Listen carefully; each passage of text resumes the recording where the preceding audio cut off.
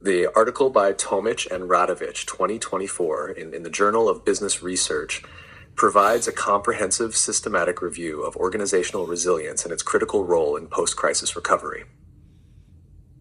The authors analyze existing literature to identify key factors that contribute to an organization's ability to withstand and recover from crises.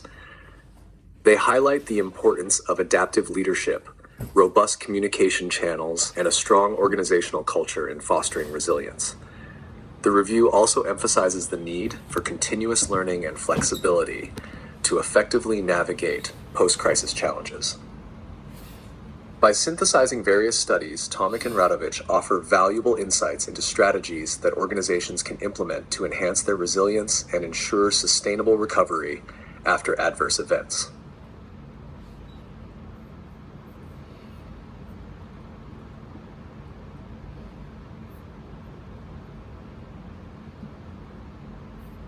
The article by Lee and Stowe, 2024, in the Leadership and Organization Development Journal examines how leadership influences organizational resilience, particularly in enhancing adaptability and recovery during crises.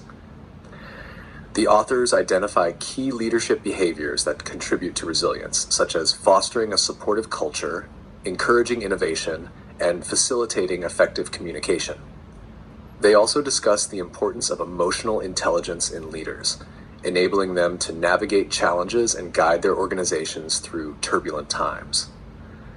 The study emphasizes that resilient leadership not only helps organizations withstand disruptions, but also positions them to emerge stronger post-crisis. For a comprehensive understanding, readers are encouraged to consult the full article in the Leadership and Organization Development Journal.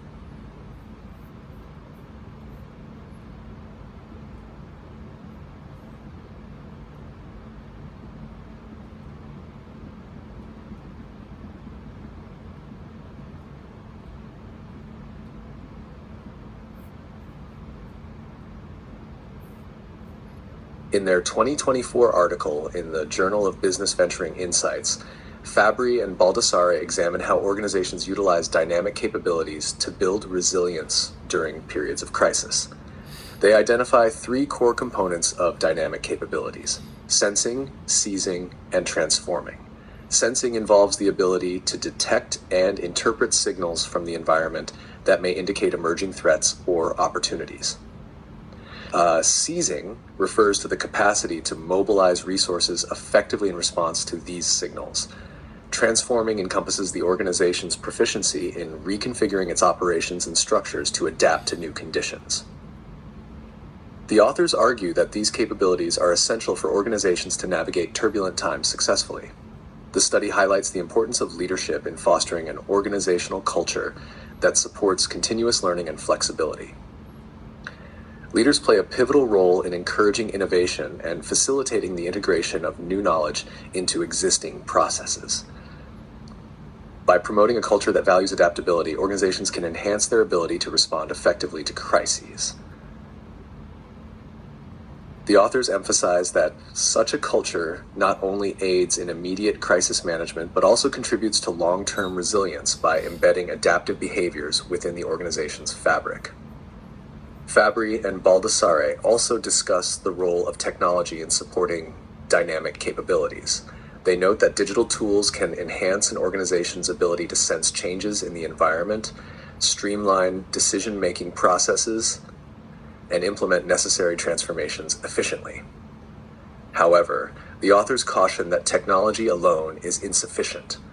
It must be complemented by human skills and organizational structures that facilitate its effective use. The integration of technology with human and organizational factors is crucial for building resilience in the face of crises.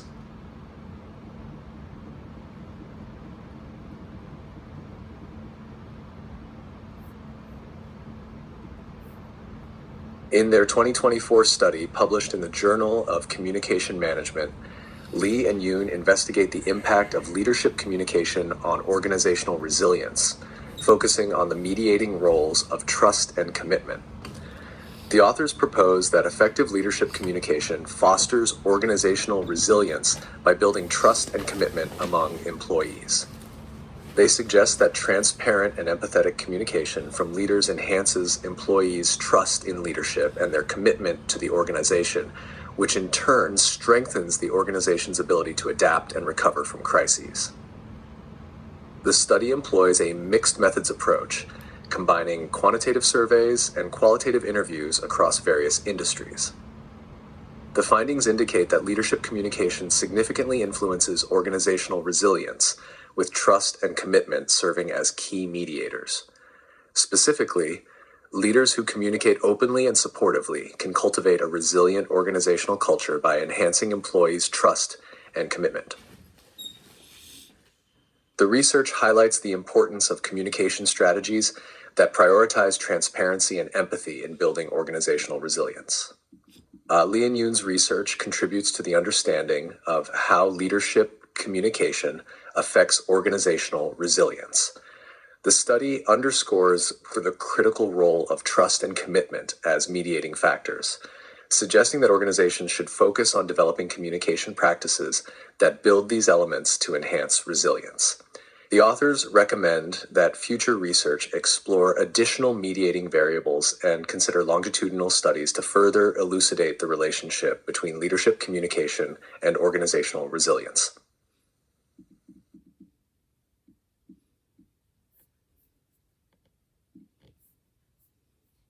In their 2024 article published in the Academy of Management Perspectives, Walker and Van de Ven provide a comprehensive review of the evolution of organizational resilience theory, tracing its development from early conceptualizations to contemporary understandings. They highlight how initial studies focused primarily on an organization's capacity to withstand and recover from disruptions, emphasizing stability and robustness. Over time, the concept has expanded to encompass not only recovery but also adaptability and transformation in response to changing environments.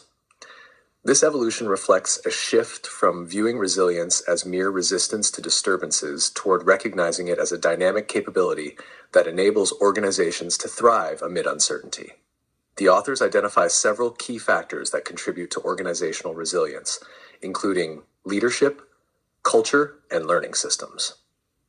They discuss how effective leadership fosters a resilient mindset by promoting flexibility and encouraging innovation. A strong organizational culture that supports collaboration and open communication further enhances resilience by enabling quick responses to challenges. Additionally, the development of robust learning systems allows organizations to continuously adapt by integrating lessons from past experiences into future strategies. These elements collectively create an environment where resilience is embedded in the organizational fabric, facilitating sustained performance even in volatile contexts. Looking ahead, Walker and Van de Ven suggest future research directions to deepen the understanding of organizational resilience. They advocate for longitudinal studies to observe how resilience develops over time and in different contexts. The authors also call for more empirical research to test theoretical models of resilience, aiming to bridge the gap between conceptual frameworks and practical applications. By exploring these avenues, scholars can provide actionable insights that help organizations build and maintain resilience in an increasingly complex and unpredictable world.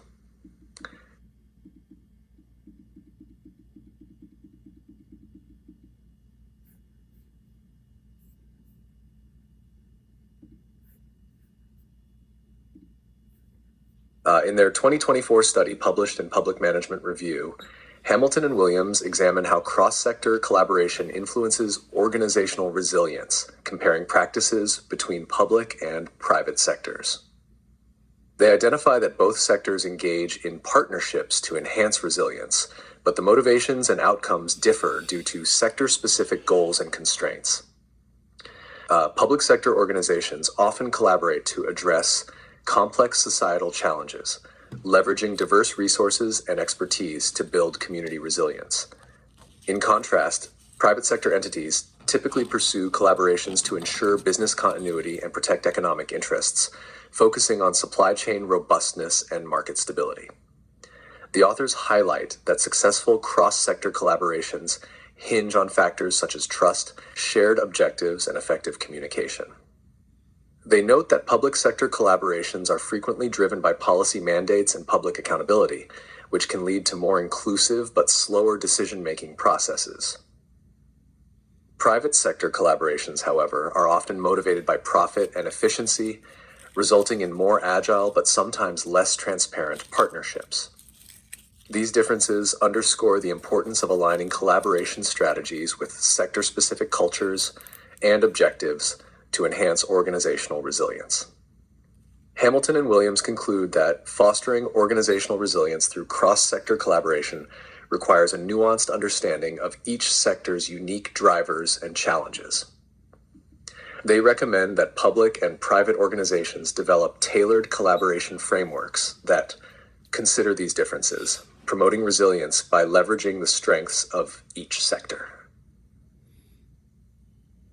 The study suggests that future research should explore the long-term impacts of such collaborations on organizational resilience, providing deeper insights into effective cross-sector partnership models.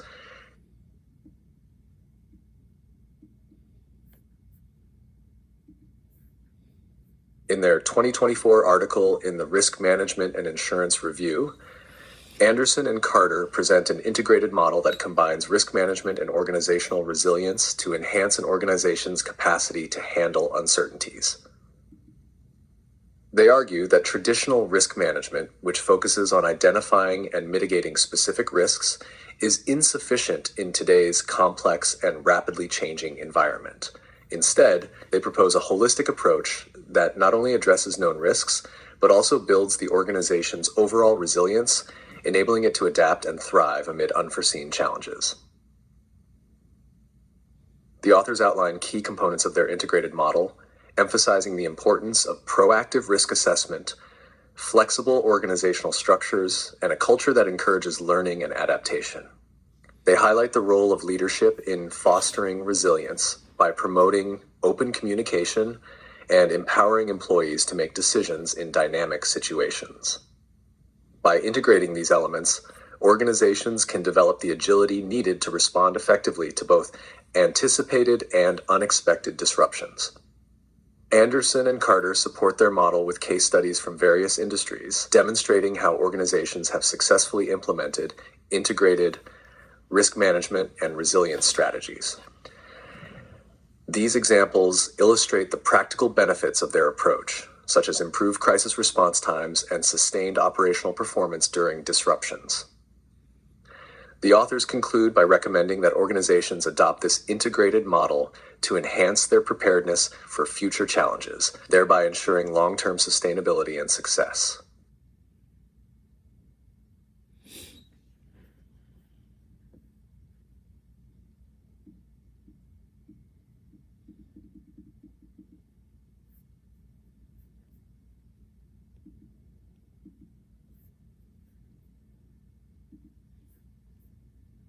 In their 2024 article in the Strategic Management Journal, Williams and Sanchez explore how international organizations can leverage organizational resilience to achieve a sustainable competitive advantage.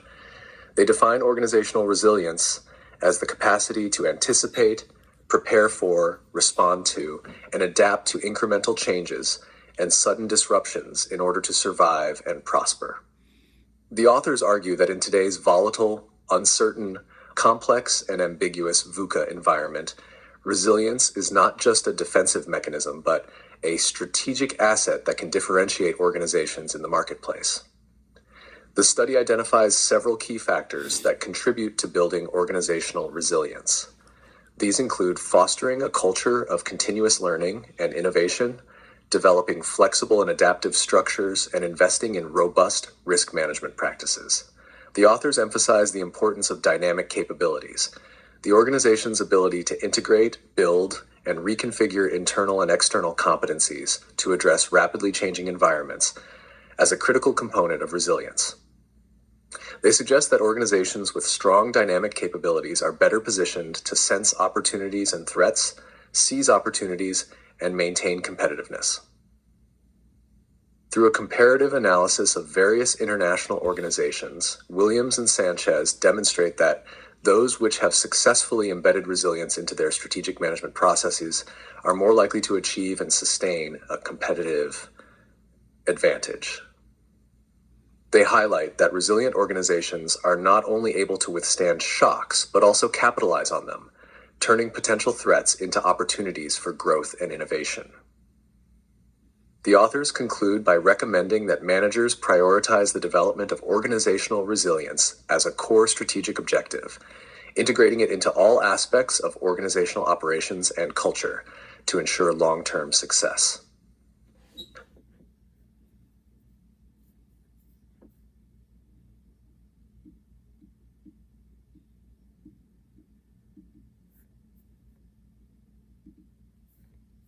In their 2024 article published in the Asia Pacific Journal of Management, Chan and Wang examine the critical roles of leadership and organizational culture in enhancing organizational resilience in a post-pandemic context.